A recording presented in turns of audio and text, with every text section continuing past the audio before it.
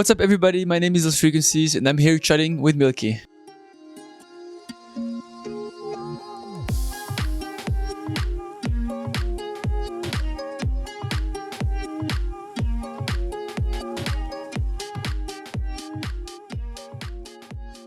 So yeah, like you said, I'm here for the Palm Tree Music Festival in Australia. First of all, it's my first time here in Australia, so I'm really excited to be here. On my way over here, I was thinking about what I was going to play because I only have 1 hour DJ set, and it's my first time here, so I want to play the tracks that I've been on the radio 7 years ago here. So Are You With Me, Reality, etc. I want to play them, but I have different versions of those tracks, of course, because I've been playing them for quite some time now. But I'm also going to play my last single, Where Are You Now? That's been really big here. So I'm really excited to go on stage and see how people are going to react to my music because it's, like I said, it's my first time here.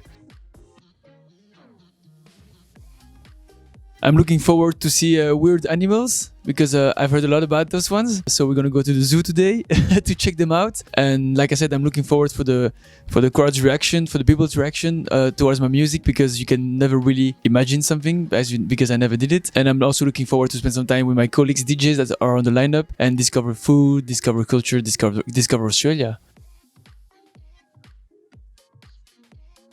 Well, it's a big difference for me to be able to make music, put it out on social media, on streaming platforms, and actually being in front of people and play it out.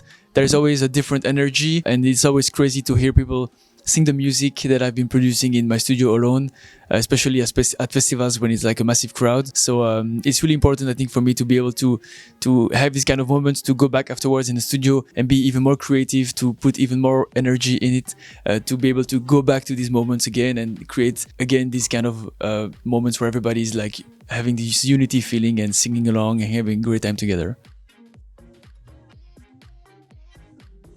Back to You, it's my last single with Ellie Duhay and Sam from Mix Ambassador. For me, it was kind of stepping a little bit outside of my comfort zone because I usually work with male singers, and on this one, Ellie Duhay is the lead singer on the single, so it's been very fun to work with her. She's an amazing singer. She really also, like, I had the first demo version of the track, and when she did her take, she added like some ad-libs and some vocals extra she did, and it sounds amazing. Like, it really adds an amazing texture to the track.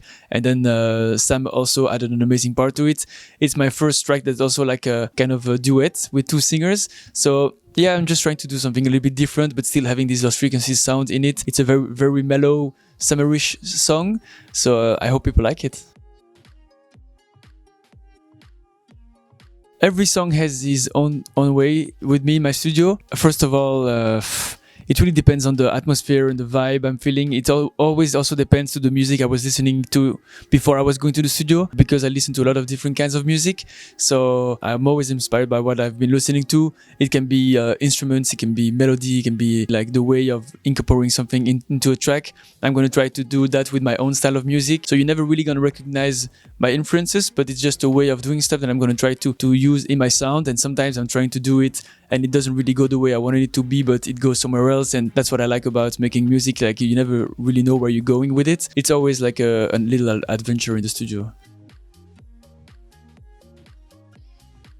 Oh, the rest of the year for me is going to be very exciting, because last year for me was a very intense year because I was on tour a lot. I was also on tour as a DJ set and also with the live show, so with the whole band, singers, etc., which took a lot of time for me to put together. So this year I'm only going to do the DJ set, so it gives me a lot of time to do something else, which I'm going to spend producing new music. So I'm hoping to finish an album that we'll be able to release this year still. So that's for me super excited, because last year I was so much on tour I didn't have time to make new music. So now I have new music on the way, which is actually my favorite thing of this whole project of Lost Frequencies, is actually to make music and release it and share it with the people. So I'm excited to finally be able to put out new music this year and hopefully an album.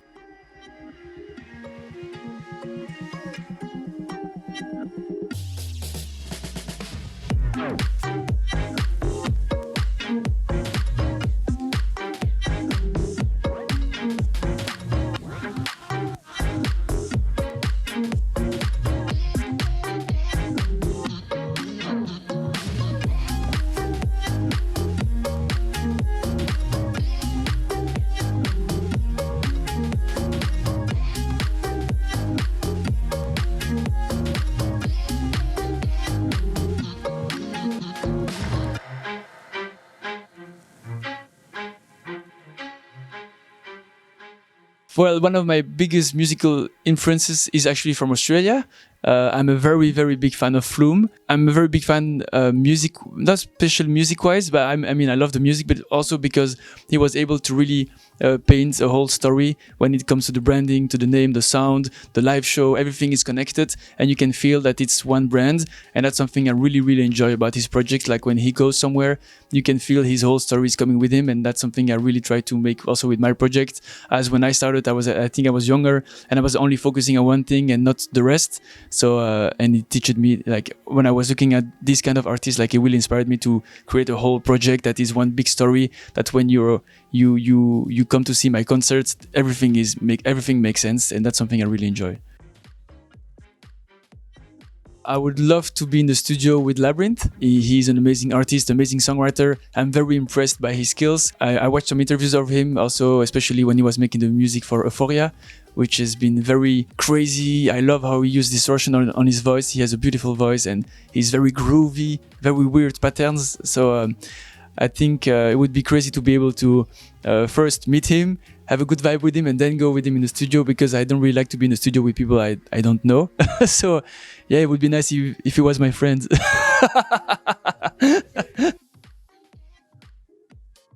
Well, the thing is, I'm producing dance music, which is a mix. Everything that's more single related to Lost Strings is more like kind of deep house, melodic music with a lot of guitars. Because when I was listening to electronic music when I was younger, I was always missing the pure guitar sounds. So when I started to produce, that's something I always used in my productions. So I don't really have a specific album that has a lot of guitars in it, like pure guitars, not just samples, but really like a producer that uses guitar sounds in the music, in house and dance music. So I don't really have a reference on that kind of style that I'm producing as a producer, but again, I'm gonna go with Flume. His first album is an album I really listen to a lot, and again, it was just the whole album makes so much sense. It's something I still listen to. That's a good question. What I'm thinking when I'm performing on stage, I'm thinking a lot. Maybe I'm thinking a bit too much. I'm hoping people are having a good time. I'm hoping they can connect with what I'm doing at the moment.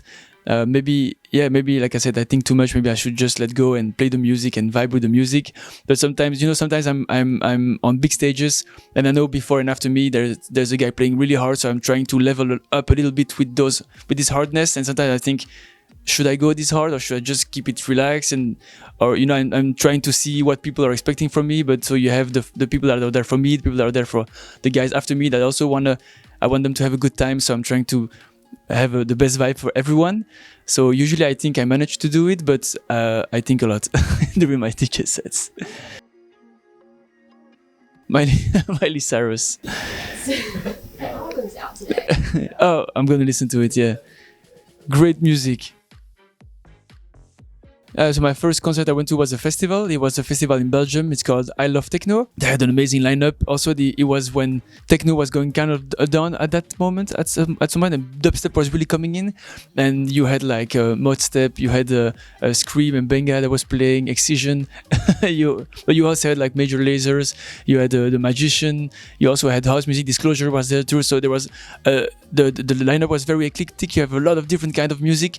And as a electronic music fan, I like every single genre, so I was happy to be able to experience all these different kinds of vibes. It was a massive festival. Today I would love to go as a DJ to know what it was backstage, because I've been there as a festival goer, and then they cancelled it. It doesn't really exist anymore, this festival, which is kind of sad, because it was. I don't really understand how big it was at that moment, because I have some pictures in my head and it looks massive. So I would like to go again, but as knowing what I know today, because it looked in my head, it looked too big to what it can actually be. So I had an amazing time there with my friends, and it was just one night. It starts at 9 p.m. until 6 a.m. or something like that. I would rather be a Spice Girl. Something spice. Saffron. Felix Saffron. I think the music that's really hyped at the moment is the tech house sound, and I think Chris Lake was one of those guys that really brought up this sound up to the way it is now. I think we worked closely with some of the producers that are really big at the moment, and he's a crazy good producer. Pushed the limits of this genre that was kind of underdog and made it more commercial to what it is today. And so I have a lot of respect for Chris Lake. Whoa, enjoy. I guess you made it. You're still alive. I would say I hope the album you made in 2023 was good. And enjoy the fact that the music is out, hopefully, and that the album went well, and enjoy the family.